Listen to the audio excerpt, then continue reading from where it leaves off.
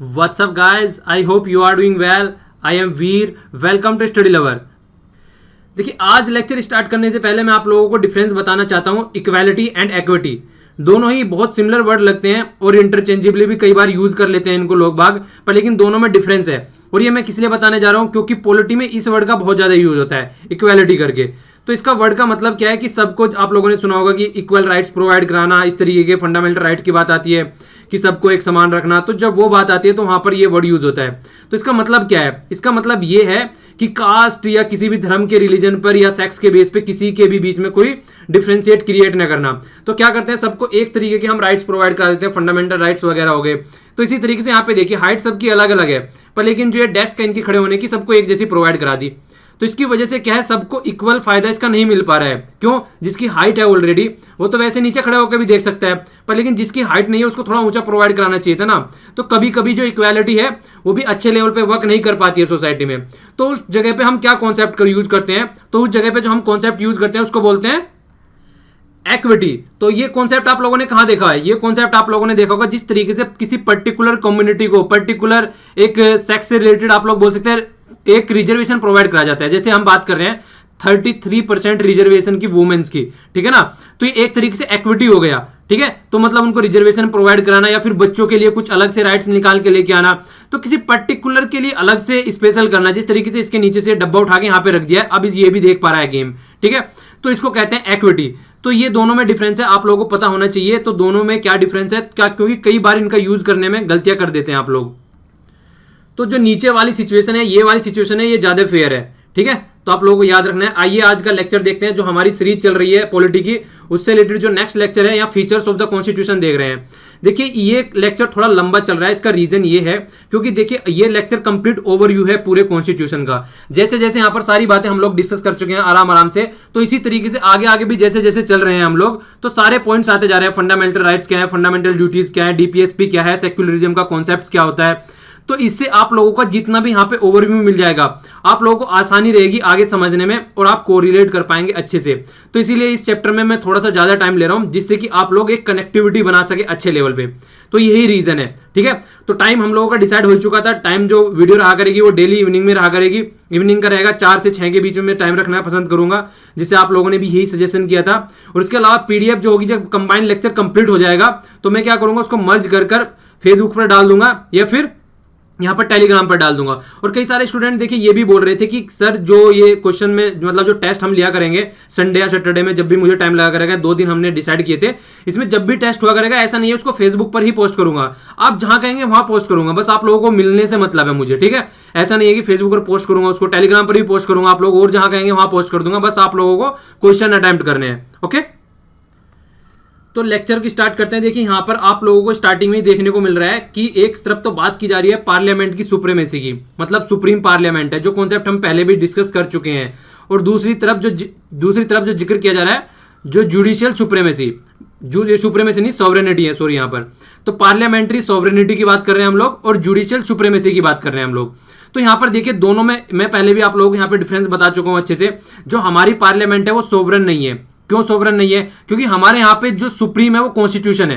Constitution हमारे यहाँ पे सुप्रीम है, और कॉन्स्टिट्यूशन की वजह से ही हमारे यहाँ पर क्या होता है, जिस तरीके से देखिए, कॉन्स्टिट्यूशन के अकॉर्डिंग अगर कोई लॉ नहीं बना रही है पार्लियामेंट, तो जुडिशरी के पास में पावर होती है उसको रद्द करने की, जो लॉ बनाया गया है हमारी पार्लियामेंट के द्वारा। तो इसीलिए सोवरन नहीं है हमारी पार्लियामेंट। पर लेकिन ब्रिटेन में सोवरेनिटी का कॉन्सेप्ट होता है। वहां पे पार्लियामेंट ने जो भी एक बार बना दिया उसको कोई नहीं हटा सकता। तो ये जो अगर निकल के आता है डॉक्ट्रिन ऑफ सोवरेनिटी, तो आप लोगों को याद रखना है ये कहां से कनेक्टेड है, ये है ब्रिटेन से कनेक्टेड। ये इस तरीके के मैचिंग के क्वेश्चन भी आ जाते हैं। और अगर जुडिशरी की सुप्रीमेसी की बात आती है, तो वहां पे क्या बात आ जाती है निकल के, वहां आता है अमेरिकन कॉन्स्टिट्यूशन।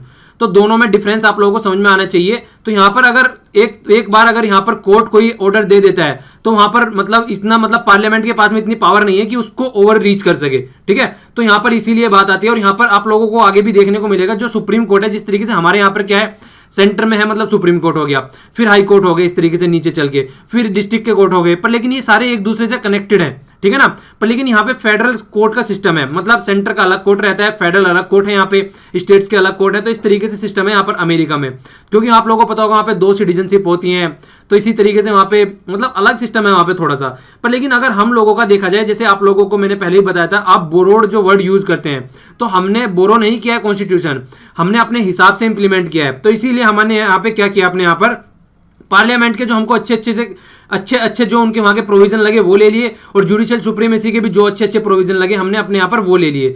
तो हमने एक मिक्सचर बनाया है जो हमारी सोसाइटी के हिसाब से अच्छा है। तो ऐसा नहीं है कि हम ब्रिटेन की तरफ को झुके हुए हैं या यूएसए की तरफ को झुके हैं, तो हम एक मिड पाथ पर चले हैं, हम एक बुद्धा वाले पाथ पर चले हैं। तो इसीलिए आप लोगों को इसके बारे में पता होना चाहिए। तो जिस तरीके से पार्लियामेंट की सिस्टम की बात करें तो हमारा थोड़ा सा डिफरेंस है ब्रिटेन से, इसी तरीके से अगर सुप्रीम कोर्ट की पावर की बात करें तो वो भी हमारे यहाँ पर थोड़ी कम है एज कंपेयर टू यूएसए। ये क्वेश्चन इतनी बार आ चुका है जिसकी कुछ हद नहीं है। अमेरिकन कॉन्स्टिट्यूशन से हमको मिला है ड्यू प्रोसेस ऑफ लॉ, मतलब ये होता है कि फेयरनेस, अगर आपको कोई पकड़ के ले जा रहा है तो किस तरीके से आपकी भी सुनवाई हो, मतलब ऐसा नहीं है कि ऐसे उठा के कहीं पर भी डाल दे ले जाके, जिस तरीके से अंग्रेजों के टाइम पे हुआ करता था। तो ड्यू प्रोसेस ऑफ लॉ बोलते हैं, ये अमेरिका के कॉन्स्टिट्यूशन से निकल के आया है। और दूसरा है प्रोसेस स्टैब्लिश बाय लॉ, मतलब जो प्रोसीजर हमने स्टैब्लिश कर दिया है लॉ के द्वारा, उसके हिसाब से जो काम करना होता है। ये वाला कॉन्सेप्ट आज की डेट में अगर देखें तो इंडियन कॉन्स्टिट्यूशन में भी है, ठीक है ना। इंडियन कॉन्स्टिट्यूशन में ये वाला कॉन्सेप्ट है, ठीक है। और जो अमेरिकन कॉन्स्टिट्यूशन में है वो ये वाला कॉन्सेप्ट है। तो आप लोगों को याद रखना है, ये आर्टिकल 21 के अंदर आता है। अगर देखा जाए, देखिए हमारे कॉन्स्टिट्यूशन को बनाने वाले थे, उन्होंने बहुत ही अच्छे से दिमाग लगाकर कुछ भी प्रोविजन हमारे कॉन्स्टिट्यूशन में रखे हैं। उसका एग्जाम्पल देके मैं आप लोगों को समझाऊंगा किस तरीके से। देखिए हमारे यहाँ पे जो कॉन्सेप्ट लिया गया है, जिस तरीके से मैंने बताया कि ब्रिटेन की पार्लियामेंट सुप्रीमेसी और अमेरिका का जो है वो क्या है यहाँ पे जुडिशियली सुप्रीमेसी, ठीक है ना। तो पार्लियामेंट और जो जुडिशरी है दोनों के बीच में किस तरीके से डिफरेंस कर चले हैं ये लोग। आप लोग देखिए यहाँ पर, अगर हमारे यहाँ पे सुप्रीम कोर्ट है, उसके हाथ में क्या पावर है, अगर पार्लियामेंट कोई भी ऐसा लॉ बनाती है तो उसको सुप्रीम कोर्ट अनडिक्लेयर कर देता है, अगर कॉन्स्टिट्यूशन के हिसाब से नहीं है वो, ठीक है। तो ये पावर है इसके हाथ में, जुडिशियल रिव्यू की पावर है इसके हाथ में, रिव्यू करने की, कोई भी अगर लॉ आ रहा है उसको रिव्यू कर सकता है। एक तो ये इसके हाथ में पावर हो गई, तो इसलिए सुप्रीम कोर्ट के पास अच्छी खासी पावर है। दूसरी साइड में क्या है, पार्लियामेंट की बात करते हैं, पार्लियामेंट के हाथ में भी अच्छी खासी पावर है, वो कहीं पर भी कॉन्स्टिट्यूशन को अमेंड कर सकती है, ठीक है। बस कॉन्सेप्ट क्या है, बेसिक स्ट्रक्चर चेंज नहीं होना है। ये क्या है, ये आगे आएगा, मैं आप लोगों को समझाऊंगा। केशवानंद भारती का केस है, तो 1973 की बात है। जैसे जैसे आगे चलेंगे आप लोगों के सारे कॉन्सेप्ट क्लियर करता चलूंगा, डाउट नहीं रहेगा कुछ भी माइंड में, इस बात की मैं गारंटी लेता हूं, अगर लेक्चर आप लोग अच्छे से सुनेंगे तो, ठीक है। देखिए यहाँ पर मैं आप लोगों को फिर भी थोड़ा डिटेल में जा रहा हूँ, इतना डिटेल में नहीं जाना चाहिए क्योंकि ये आगे चल के फिर से रिपीट होंगे। तो अगर आप लेक्चर भी ढंग से सुनते रहेंगे ना, तो चीजें इतनी बार रिपीट हो जाएंगी कि आप लोगों को रटने की जरूरत नहीं पड़ेगी, आराम से याद रह जाएंगी सुनकर ही। और एक बार रिविजन कर लीजिएगा, बस बल्ले बल्ले हो जाएगी फिर। चलिए आगे चलते हैं। अब जिस तरीके से हम फीचर्स ऑफ कॉन्स्टिट्यूशन की बात कर रहे हैं, तो नेक्स्ट क्या दे रखा है यहाँ पे, इंटीग्रेटेड एंड इंडिपेंडेंट जुडिशरी। हमारे यहाँ पे एक इंटीग्रेटेड भी है और इंडिपेंडेंट जुडिशरी है, क्योंकि हम लोगों ने देखा जिस तरीके से हमारी जुडिशरी ने क्या किया, अभी जो 99th अमेंडमेंट किया गया था, national appointment judicial commission, national judicial appointment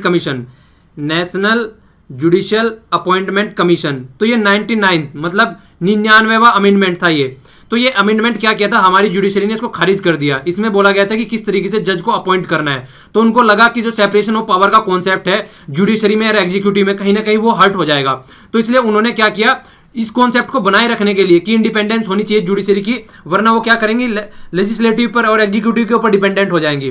तो इसीलिए जो 99th अमेंडमेंट हुआ था, इसको खारिज कर दिया इन्होंने बोला कॉन्स्टिट्यूशन के हिसाब से नहीं है, और कॉन्स्टिट्यूशन की बेसिक स्ट्रक्चर जो कि इंडिपेंडेंस ऑफ द जुडिशरी है उसका हनन करता है। तो इसीलिए हमारे यहाँ पर क्या है, जुडिशरी इंडिपेंडेंट है। आप लोगों को ये अच्छा खासा एग्जाम्पल, इसको आप यूज भी कर सकते हैं अगर कहीं पर आंसर लिख रहे हैं तो इंडिपेंडेंट का तो मैंने आप लोगों को एग्जांपल दे दिया यहाँ पे। अब इंटीग्रेटेड का एग्जांपल क्या है, इंटीग्रेटेड का अगर आप लोग देखेंगे तो हमारे यहाँ पे सेंटर में अगर आप लोग देख लीजिए सुप्रीम कोर्ट है, ठीक है ना। उसके बाद में फिर क्या है, नीचे चले जाए, थोड़ा हाई नीचे चले जाए, फिर क्या हो गया, हाई कोर्ट है, फिर उसके सब बाद में सबऑर्डिनेट कोर्ट और डिस्ट्रिक्ट कोर्ट वगैरह और अदर कोर्ट है।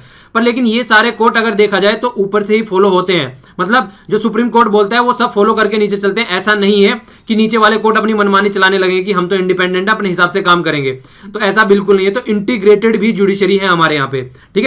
सिंगल सिस्टम है, जो भी इन्फोर्स होता है वो सेंट्रल और स्टेट में, मतलब इसी के हाथ में होता है, सुप्रीम कोर्ट के हाथ में होता है मैक्सिमम चीज, ठीक है। पर लेकिन अगर यूएसए की बात करें तो मैंने बोला वहां पे भी फेडरल सिस्टम है, तो वहां पे क्या होता है, वहां अलग अलग होता है, सबका सेंटर का अलग रहता है, स्टेट्स का अलग रहता है, तो इस तरीके से वहां पे काम करता है।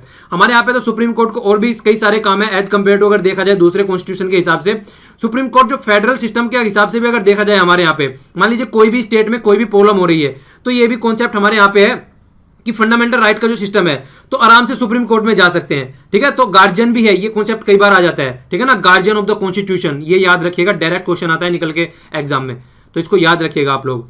तो गार्जियन ऑफ द कॉन्स्टिट्यूशन भी बोला जाता है, ठीक है ना, तो किस तरीके से कॉन्स्टिट्यूशन को देख रेख करता है। देखिए यहां पर एक क्वेश्चन आता है, आप लोगों को बहुत बार ये कंफ्यूज भी कर सकता है, ये क्वेश्चन क्या होता है, कई बार ये क्वेश्चन आता है, एक साइड में तो बात आती है कि जो गार्जियन है कॉन्स्टिट्यूशन का, तो गार्जियन मैंने आप लोगों को कौन बताया, वो है सुप्रीम कोर्ट, क्योंकि सुप्रीम कोर्ट में अगर आर्टिकल 131 के हिसाब से आप लोग देखें तो वहां पे गार्जियन बोला गया है, ठीक है ना, गारंटर बोला गया है, मतलब कुछ भी अगर चेंज करने जा रहा है कोई कॉन्स्टिट्यूशन में तो उसको सुप्रीम कोर्ट के थ्रू गुजरना पड़ेगा होकर, ठीक है। पर लेकिन जब भी बात आती है प्रोटेक्शन की, तो प्रोटेक्शन की बात आती है तो इस तरीके का अगर कोई भी प्रोटेक्शन वर्ड हो गया, प्रिजर्व वर्ड हो गया, अगर इस तरीके कहीं भी आप लोगों को कुछ देखने को मिल रहा है तो वहां पर सुप्रीम कोर्ट का नाम नहीं आएगा। सुप्रीम कोर्ट का नाम क्यों नहीं आएगा, उसका रीजन है वहां पर, क्योंकि प्रेसिडेंट की अगर हम ओथ को देखें ध्यान से, तो प्रेसिडेंट की जब ओथ लेते हैं प्रेसिडेंट, तो उनकी ओथ में ही ये बताया गया है कि जो एबिलिटी तो है प्रिजर्व, प्रोटेक्ट करने की या डिफेंड करने की कॉन्स्टिट्यूशन को, वो प्रेसिडेंट को दे रखी है, ठीक है ना। जब आर्टिकल 60 की बात करते हैं, ओथ से रिलेटेड जो बातें आती हैं, तो जो उस तरीके की बात आती है तो प्रेसिडेंट के हाथ में है। तो जो गार्जियन की बात आती है तो आप लोगों को रखना है कौन, सुप्रीम कोर्ट, और जो प्रोटेक्ट, प्रिजर्व और इस तरीके के वर्ड यूज होते हैं तो वहां पर कौन आता है, तो वहां पर आता है राष्ट्रपति, प्रेसिडेंट। तो इनमें दोनों में बहुत कम डिफरेंस है, और ये क्वेश्चन पता नहीं मतलब 10-15 बार हर एक एग्जाम में पूछा जा चुका है। तो इस तरीके कंफ्यूजिंग क्वेश्चन, जो छोटे छोटे से कंफ्यूज करने वाले क्वेश्चन है, वो पूछे जाते हैं एग्जाम में, तो आपके माइंड में क्लियरिटी होनी चाहिए, ठीक है ना। इसीलिए मैंने बोला है कि अगर लेक्चर ढंग से सुनेंगे तो एक एक वर्ड क्लियर करता चलूंगा आगे इस तरीके से। अब ये तो बात हो गई इंडिपेंडेंट, मतलब ये तो बात हो गई इंटीग्रिटी की। अब इंडिपेंडेंट जुडिशरी का थोड़ा और यहां पर दे रखा है। वैसे तो आप लोगों ने देखा कि हमने एनजेएसी का एग्जांपल लिया था, इसके अलावा भी कई सारी बातें होती हैं, मतलब जज को और किस तरीके से इंडिपेंडेंट रखा जा सकता है कि जिससे जज किसी भी जजमेंट का फेवर न करे और एक अच्छा जजमेंट दे। तो उसके लिए क्या है, उनका टेन्योर, जो उनका टाइम पीरियड होता है, वो एकदम बिल्कुल डिसाइड होता है कि इतना होना चाहिए, ठीक है। जब ये सुप्रीम कोर्ट और हाई कोर्ट डिस्कस करेंगे वहां पे अच्छे से इसको डिटेल में डिस्कस करेंगे। इसके बाद में क्या है, फिक्स सर्विस कंडीशन होती है। ऐसा नहीं है कि मान लीजिए एक जज आज अपॉइंट किया गया है और उसने किसी गवर्नमेंट के हिसाब से डिसीजन नहीं दिया तो उसकी सर्विस कंडीशन चेंज कर दी जाएगी, उसका टेन्योर चेंज कर दिया जाएगा, तो ऐसा बिल्कुल नहीं है। जितने भी एक्सपेंसेस हैं वो सारे कंसोलिडेटेड फंड ऑफ इंडिया से निकाले जाते हैं। आप सभी लोगों ने जिसने भी देखा है इकोनॉमिक सर्वे के लेक्चर देखे होंगे, वहां पर ये सारी बातें बहुत अच्छे से डिस्कस की गई है। आगे भी ये आएंगे सारे, तो वहां पर अच्छे से डिस्कस करेंगे क्या कंसोलिडेटेड फंड होते हैं, कि कौन कौन से फंड होते हैं, तो वो सारी बातें वहां पर आप लोगों को डिटेल में बताऊंगा मैं, ओके। इसके बाद में क्या होता है, देखिए जो सबसे इंपॉर्टेंट बात आती है कि अगर कोई भी बात होता है, कोई भी जजमेंट दिया जाता है जज के द्वारा, उसको लेजिस्लेचर में डिस्कशन नहीं किया जा सकता है। मतलब अगर मान लीजिए किसी भी, मतलब ट्रिपल तलाक का एग्जांपल ले लेते हैं, उसके ऊपर कोई डिसीजन आया मान लीजिए सुप्रीम कोर्ट का, तो किसी के पास में पावर नहीं है, मतलब हमारी पार्लियामेंट के पास में भी पावर नहीं है कि वो उसको डिस्कस कर सके, ठीक है ना, पार्लियामेंट में ले जाकर, तो इससे इंडिपेंडेंसी बनती है। वरना ये क्या करेंगे, ये हेजिटेट रहेंगे कोई भी डिसीजन देने में, ठीक है। इसी तरीके से मतलब कोई प्रैक्टिस कर रहे हैं, रिटायरमेंट से रिलेटेड प्रैक्टिस कर रहे हैं, अगर कोई भी बात हो रही है, मतलब कि अगर मान लीजिए कल को कोई जज रिटायर हो जाता है तो उनकी प्रैक्टिस पर रोक रहती है। अगर उनको प्रैक्टिस करने के लिए अलाउ किया जाएगा तो वो फेवर करेंगे गवर्नमेंट का। क्यों? क्योंकि गवर्नमेंट हो सकता है उनको कोई अच्छी पोस्ट प्रोवाइड करा दे, किसी स्टेट का गवर्नर बना दे या कुछ बना दे। हालांकि ये कंट्रोवर्शियल में रहा है अभी ये इशू। जब गवर्नर की पोस्ट के बारे में डिस्कस करूंगा तो बताऊंगा। हमारे जो former chief justice of India थे उनको अभी गवर्नर बनाया गया था केरला का, तो ये काफी कंट्रोवर्सी में इशू रहा है। हालांकि चलिए उसको जब गवर्नर की पोस्ट डिस्कस करेंगे उस टाइम पे अच्छे से बताऊंगा वो वाला कॉन्सेप्ट। इसके अलावा क्या है, पनिशमेंट की जब बात आती है यहाँ पर पावर से रिलेटेड, मतलब अगर कोई कोर्ट ऑफ कंटेम्प्ट करता है तो उसके लिए भी जो पावर है वो सुप्रीम कोर्ट में वेस्टेड है, मतलब सुप्रीम कोर्ट के हाथ में पावर है। देखिए मान लीजिए अगर कोई गुनाह कर दिया गया किसी के द्वारा और सुप्रीम कोर्ट बुलाता है, अगर कोई नहीं जा रहा है, ठीक है, तो फिर से भेजता है समन कि भैया आ जाओ यार बहुत हद हो गई, तो उसके बाद में भी कोई नहीं जा रहा है तो फिर कोर्ट ऑफ कंटेम्प्ट उसको मान लिया जाता है आगे चल के। तो वहां पर भी ये सारे कॉन्सेप्ट क्या होते हैं ये भी हम जब सुप्रीम कोर्ट डिस्कस करेंगे तो वहां पे अच्छे से आप लोगों को डिटेल में बताया जाएगा।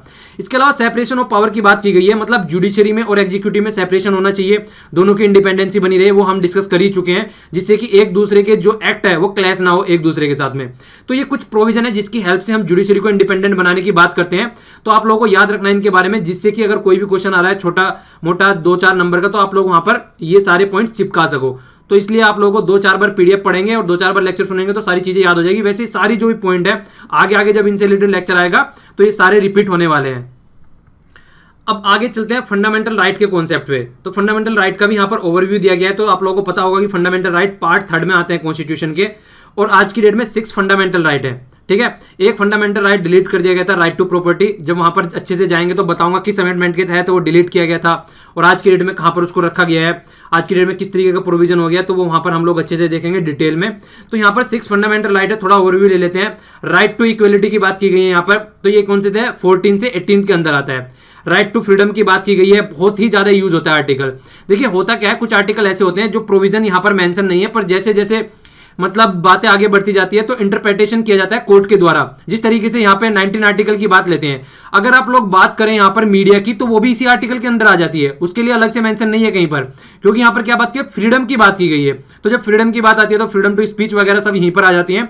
तो इस तरीके से सुप्रीम कोर्ट के द्वारा एक तरीके से आर्टिकल को बढ़ाया भी जाता है, मतलब उसका एक्सप्लेनेशन दिया जाता है कि इस आर्टिकल में क्या क्या बातें रखी जा सकती हैं। तो वो पावर हमारे कोर्ट के पास में है, ना कि पार्लियामेंट के पास में। पार्लियामेंट उसको डिसाइड नहीं करती, उसको सुप्रीम कोर्ट डिसाइड करता है। ठीक है, इसके अलावा क्या है, ये वाला आर्टिकल भी बहुत ज्यादा यूज होता है और क्वेश्चन भी बहुत ज्यादा पूछा जाता है इससे रिलेटेड। राइट अगेंस्ट एक्सप्लॉयटेशन, यहां पर बात क्या आती है, यहां पर आप लोगों ने कई बार ये क्वेश्चन पढ़ा भी होगा, जो चाइल्ड लेबर से रिलेटेड जो बात आती है वो भी आप लोगों को इसी फेज में देखने को मिलती है, खासकर आर्टिकल 14 के, इसको 24 के अंदर। तो ये भी आप लोगों को याद रखना है, काफी इंपॉर्टेंट है, डायरेक्ट पूछ लिया जाता है। इसके अलावा देखिए जो right to freedom of religion की बात कर रहे हैं यहाँ पे, ये वाला जब सेक्युलरिज्म का कॉन्सेप्ट वहां पे बताऊंगा आप लोगों को, सारे आर्टिकलों के बारे में अच्छे से एक्सप्लेन किया गया है वहां पे। ठीक है, तो ये वहां पे आप लोगों को देखने को मिलेगा। इसके बाद में जो कल्चर और एजुकेशनल राइट्स की बात है वो यहाँ पे 29 और 30 के अंदर आते हैं। और राइट टू कॉन्स्टिट्यूशनल रेमेडीज, ये बहुत ज्यादा इंपॉर्टेंट है। ठीक है, इसको हार्ट एंड सोल्स भी बोला गया कॉन्स्टिट्यूशन का बी आर अम्बेडकर जी के द्वारा। तो ये बोला जाता है कॉन्स्टिट्यूशनल रेमेडीज, दवाई बोलते हैं रेमेडी को। ठीक है, तो इसी के अंदर अगर कोई फंडामेंटल राइट का हनन हो रहा है तो यहां पर जा सकता है डायरेक्ट कोर्ट में, तो इसी के द्वारा वो डिसाइड किया जाता है। इसके अलावा फंडामेंटल राइट से ही हमको पॉलिटिकल डेमोक्रेसी मिलती है।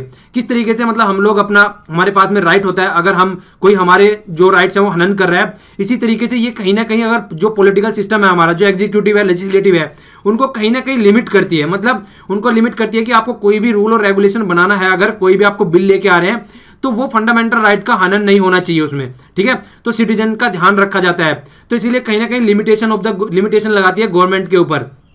तो ये भी क्वेश्चन कई बार पूछ लिया जाता है, आप लोगों को याद रखना है, अगर कोई हनन करता है इसका तो डायरेक्ट हम कोर्ट में जा सकते हैं अगर इनका कोई वॉयलेशन करता है तो इसीलिए ये भी काफी इंपॉर्टेंट हो जाता है। इसके अलावा ये कॉन्सेप्ट काफी अच्छा हम लोगों को देखने को मिलता है कि फंडामेंटल राइट हम लोगों के पास में है, पर लेकिन हम लोगों के फंडामेंटल राइट वो तब तक फंडामेंटल राइट है जब तक वो दूसरे के फंडामेंटल राइट का हनन नहीं कर रहे हैं। हमको इतनी राइट नहीं है कि हम दूसरों को गाली दें और दूसरे का कॉलर पकड़े और दूसरे के थप्पड़ मारे जाके, तो इतना राइट नहीं है। तो हमारे फंडामेंटल राइट ओनली हमारे लिए हैं, दूसरों के फंडामेंटल राइट में जब तक कि हनन न डाले। तो इसलिए ये भी कॉन्सेप्ट आप लोगों को बार बार देखने को मिलता है, एब्सोल्यूट नेचर के नहीं है, इन पर रीजनेबल रिस्ट्रिक्शन लगाई जा सकती है अगर सोसाइटी के पॉइंट ऑफ व्यू से देखा जाए। ठीक है, तो ये आर नॉट सैक्रोसेंट, मतलब इनको भी चेंज किया जा सकता है, पर लेकिन बेसिक स्ट्रक्चर में चेंज नहीं होना चाहिए। तो पार्लियामेंट के हाथ में पावर है इससे रिलेटेड भी। आप लोगों ने देखा होगा ड्यूरिंग द इमरजेंसी की अगर बात की जाए तो वहां पर सारे आर्टिकलों को रद्द किया जाता है, पर 2 फंडामेंटल जो आर्टिकल है, ये याद रखिएगा, क्वेश्चन डायरेक्ट पूछा जाता है। आर्टिकल 20 और आर्टिकल 21, ये दोनों कभी भी यहां पर सस्पेंड नहीं किए जा सकते। तो क्या क्या है इन आर्टिकल के अंदर, यहां पर देखिए जो 20 है यहां पर, तो यहां पर बात किसकी आती है, यहां प्रोटेक्शन आती है इन रेस्पेक्ट टू कन्विक्शन। अगर किसी ऑफेंस में कन्विक्टेड पाए जाते हैं तो राइट है कि अपने आप को प्रोटेक्ट कर सके। ठीक है ना, अपने सगे संबंधी के बारे में कुछ बताया जाए, मतलब कि ये यहां से बातें होती हैं, मतलब अपने हाथ में राइट है कि अगर कोई आपके पास में आपके ऊपर कोई इल्जाम लगा रहा है तो आपके हाथ में राइट है कि अपने आप को प्रोटेक्ट कर सके। ठीक है, जब अच्छे से डिस्कस करेंगे, जब यहां पर इस पॉइंट को डिस्कस करेंगे आगे चल के। इसके अलावा क्या है, यहां पर बात की जाती है protection of the life and the liberty, तो ये 21 के अंदर आता है। ये सारे फंडामेंटल राइट के अंदर जब हम डिस्कस करेंगे तो इनको डिटेल में with the help of example से एक्सप्लेन करूंगा बहुत अच्छे से। आगे देखते हैं हम डीपीएसपी बोलते हैं, जिनको directive principle of state policy. अच्छा, नीचे कमेंट बॉक्स में बताइए, लास्ट टाइम भी हम लोगों ने डिस्कस किया था कि कौन सी कंट्री से ली गई है ये। ठीक है ना, ये बताइए, और फंडामेंटल राइट किस कंट्री से लिया गया है, नीचे कमेंट बॉक्स में बताइए। क्वेश्चन पूछना ही भूल गया था मैं बातों में। तो doctor B are Ambedkar ji हैं, उन्होंने डीपीएसपी को बोला है नोवेल फीचर। क्यों? क्योंकि ये सोसाइटी के कोज के लिए है। ठीक है, तो पार्ट 4 में इनको रखा गया और 3 ब्रॉड कैटेगरी में डिवाइड किया गया इनको, सोशलिस्ट, गांधीयन और लिबरल इंटेलेक्चुअल्स। तो इसके बीच में इनको डिवाइड किया गया है। जब आगे चलेंगे तो देखेंगे कौन कौन से आर्टिकल इसके अंदर आते हैं। गांधीयन के ऊपर बहुत बार क्वेश्चन पूछा जाता है। ठीक है ना, तो इसको अच्छे से हम लोग डिस्कस करेंगे। यहीं से निकल के आता है पंचायत राज का सिस्टम।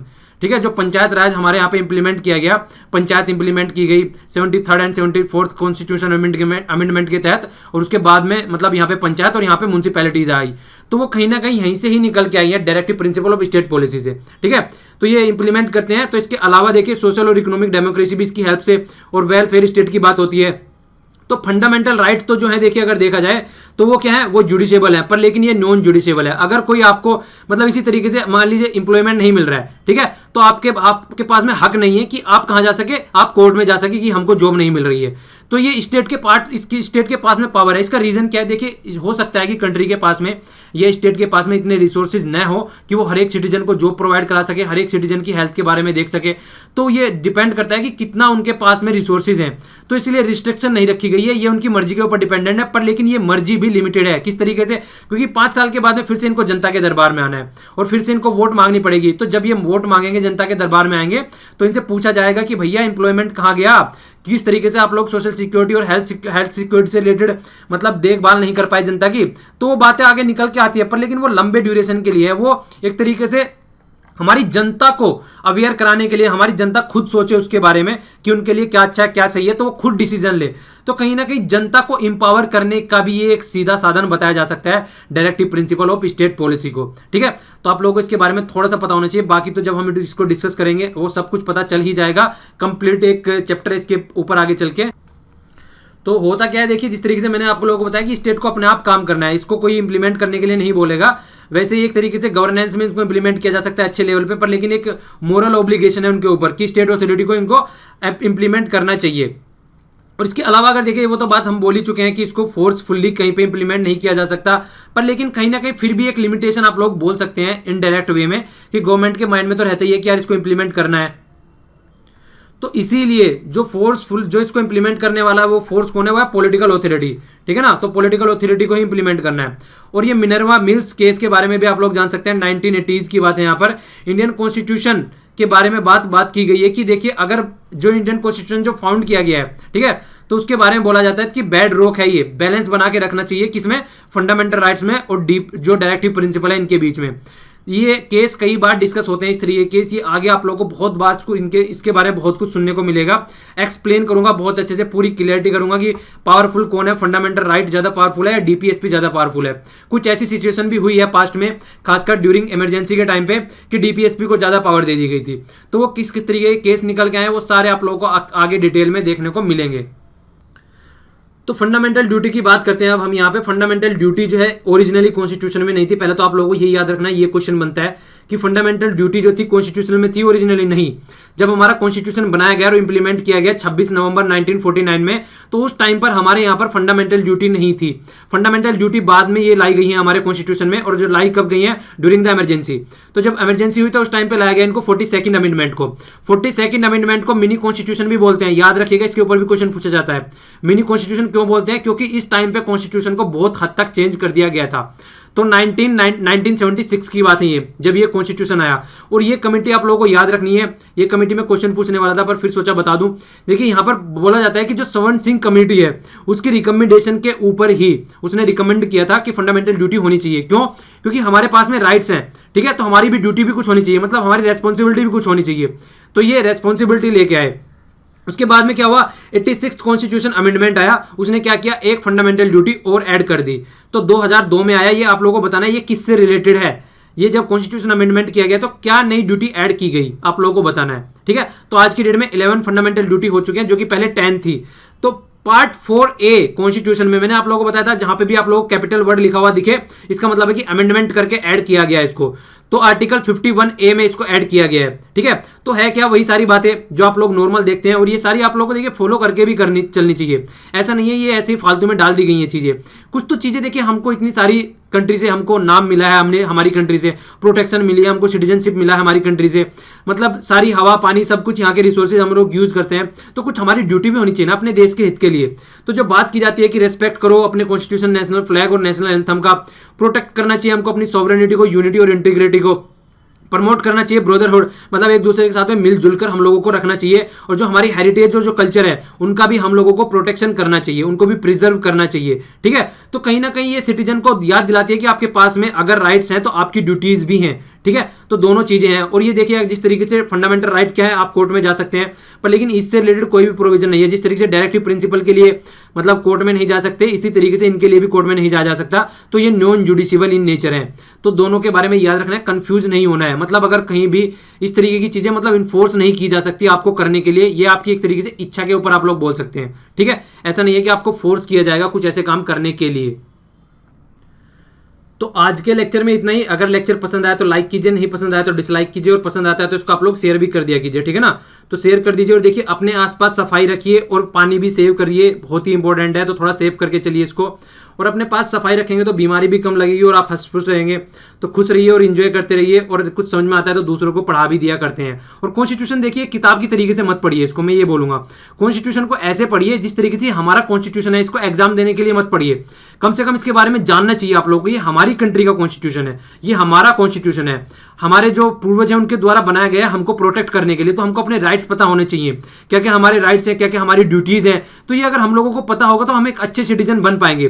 तो उस बेस पर आप लोगों को कॉन्स्टिट्यूशन पढ़ना है, ना कि एग्जाम क्लियर करने के लिए। एग्जाम तो क्लियर होते ही रहेंगे यार, एग्जाम क्लियर करना कौन सी बड़ी बात है। पहले आप लोग अपने आप को एक ऐसे लेवल में तो ला के देखिए कि हम एक अच्छे सिटीजन है, फिर एग्जाम देखिए कितने अच्छे से क्लियर होकर चलते हैं। ठीक है, तो उस तरीके से आप लोगों को अच्छे से फोकस करके चलना है।